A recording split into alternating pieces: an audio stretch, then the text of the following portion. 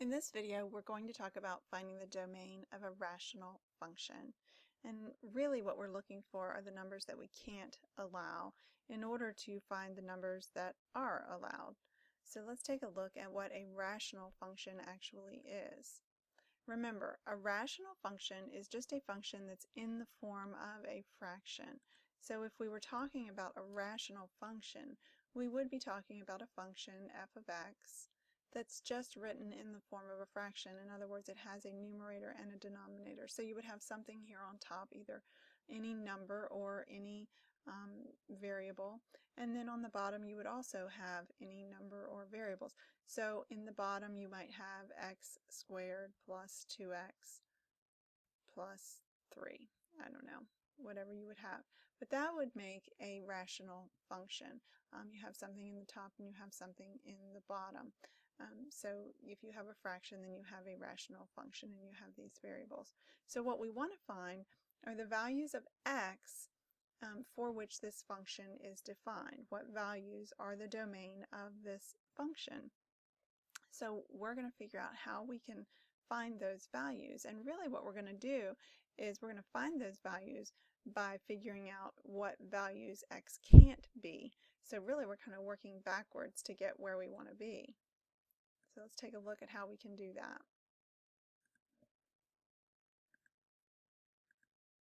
Now, the domain of any rational function will be all real numbers except the x values that make the denominator 0. So remember, if you have a fraction, you can't have 0 in the bottom, and that works for rational functions as well. You can't have a 0 in the denominator. So in order to find the domain, if we can figure out what values make x equal to 0, then we can find the domain of that rational function. So to find the domain, we're going to find the values that make the denominator equal to 0. So you're going to have to start factoring again. So if you still haven't mastered factoring, you're going to need to go back to that video that I posted earlier and work through those lessons with the note sheets and practice your factoring. Now, when we find those values that equal 0, we're going to consider those to be illegal values. And there's really just a quick set of steps that you're going to follow each and every time that you do this. And the first step that you're going to follow is that you're going to take the denominator and you're going to set it equal to 0. So you're going to write your denominator equal to 0.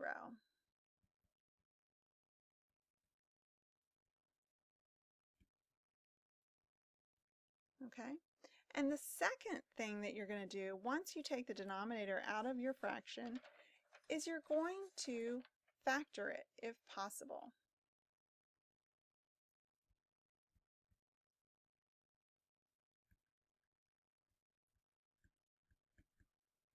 And after that, you're going to solve each factor for x. And you may not need to factor. It may just be as simple as setting equal to 0 and solving for x. And last, you will write your values, write your domain in interval notation.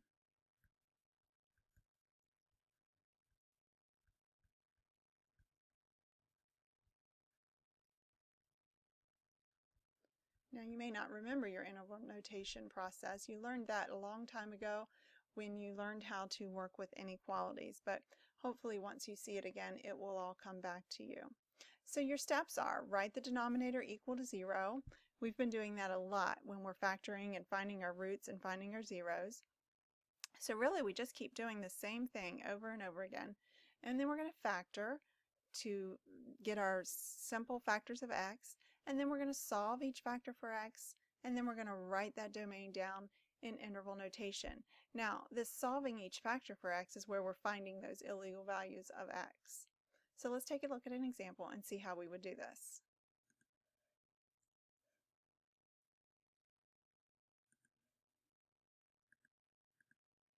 All right, first example that we will do, let's just take it easy and do a simple example. In fact, all of the examples that we're going to work and all the ones that you're going to have in your assignment are going to be pretty simple and straightforward. You're not going to have to do anything too complicated.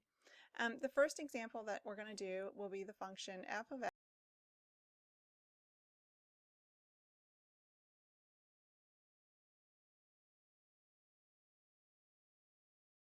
x squared minus 9 will be our top, our numerator, and we're not worried about that right now, over x minus 3. So our goal here is to figure out where our denominator is going to be equal to 0, because that's going to be our illegal value. That's the value we can't have. So step number 1, set our numerator or our denominator equal to 0.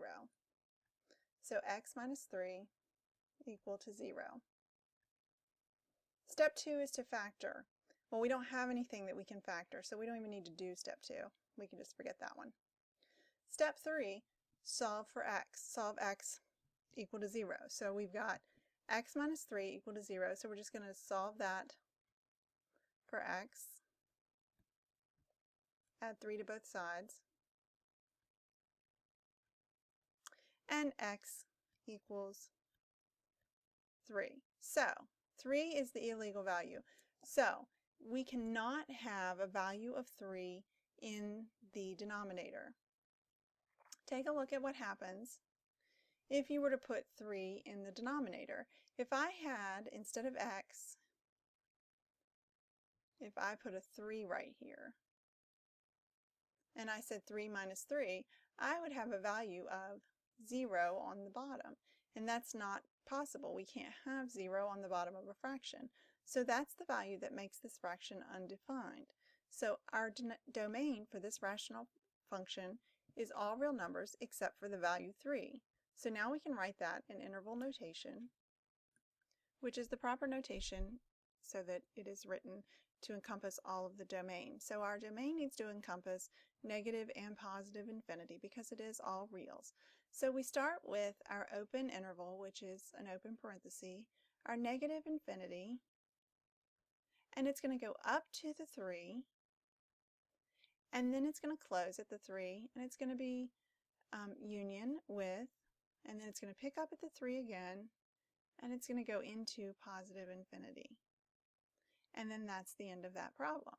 So we took the denominator, set it equal to 0. We didn't factor because there's nothing to factor. And then we solved for x, and we wrote an interval notation. And this interval is saying our domain is everything except for the number 3 from negative infinity to positive infinity. So let's take a look at another example.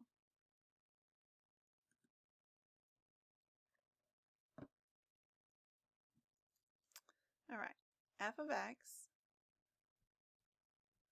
equals,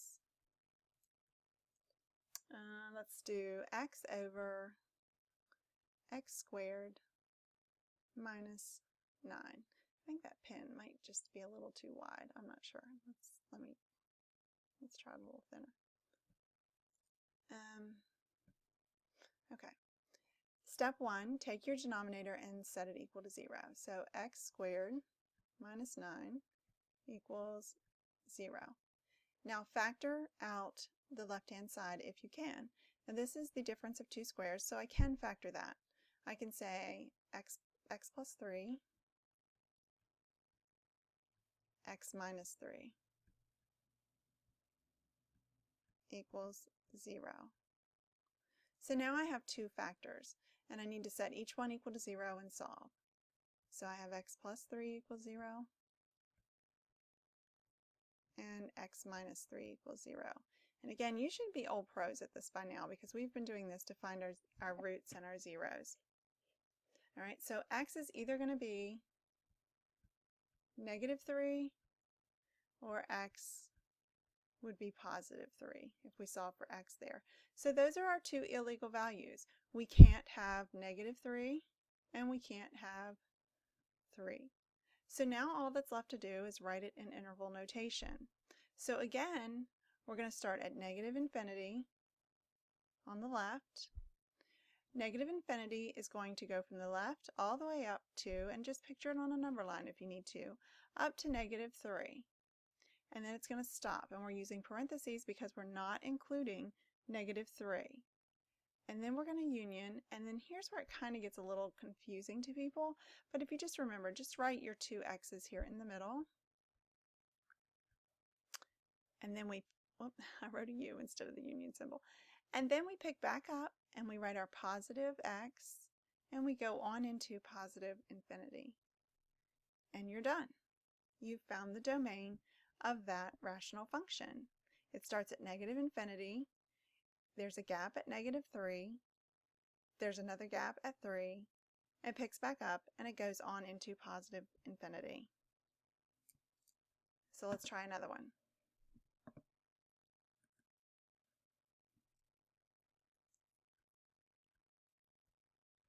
F of x equals x plus 3 over x squared plus 9. Step 1, take the denominator and set it equal to 0. Factor.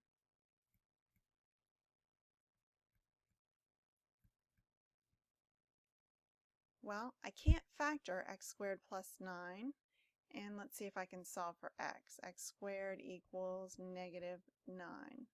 Can I take the square root of both sides? No.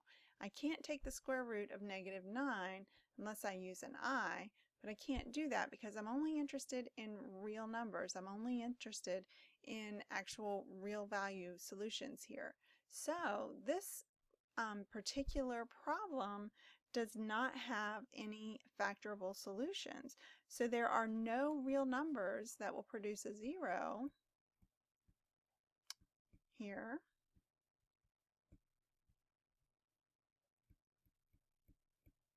Nothing here that's going to make a 0 for the x. So in this case, the domain is all real values. So everything will be a domain for this particular function. So the interval notation here will be all of negative infinity all the way through positive infinity. There isn't anything that's an illegal number in this particular rational function. So let's try one more example.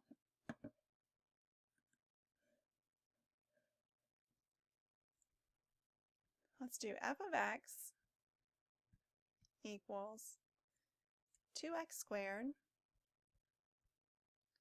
over x squared plus 4x minus 12. So step 1, take your denominator, set it equal to 0. X squared plus 4x minus 12.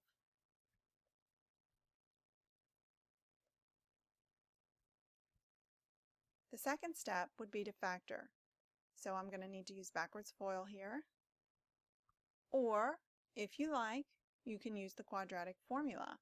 In this particular problem, a would be equal to 1, b would be equal to 4, and c would be equal to -12.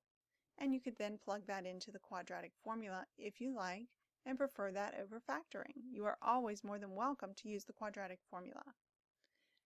This one factors to x times x, and your two factors are 2 and 6. Remember, I need to add 2 and 6 to get positive 4. So I'm going to use -2 and positive 6. Set equal to 0. And then I'm going to solve each factor for x.